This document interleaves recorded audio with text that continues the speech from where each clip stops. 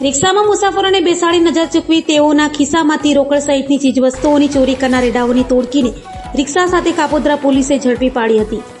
Surat police commissioner તથા ખાસ police commissioner sector 1, નાયબ પોલીસ કમિશનર ઝોન 1 અને મદદનીશ પોલીસ કમિશનર એ ડિવિઝન દ્વારા અપાયેલી સૂચના મુજબ કાપોદ્રા પીઆઈએમઆર સોલંકીના આદેશથી પીએસઆઈ એ.એલ. પંડ્યાની ટીમ પેટ્રોલિંગમાં હતી ત્યારે એએસઆઈ પંકજ તથા અનાર્મ લોકરક્ષક અર્જુનસિંહની બાતમીના આધારે રિક્ષામાં મુસાફર કર્મશ્રી જયરામ દિયોરાના ખિસ્સામાંથી રોકડ 20,000ની ચોરી કરનાર રિક્ષા તોડકીના જાવેદ ખાન પઠાણ અને કલીમ ઉર્ફે કલ્લુ શેખને કાપોદ્રા પોલીસે ઝડપી પાડ્યા હતા અને તેઓ પાસેથી રોકડ 13,000 તથા રિક્ષા કબજે કરી હતી। જ્યારે તેઓનો એક સાથીદાર ભાગી છૂટતા તેને વોન્ટેડ જાહેર કર્યો હતો।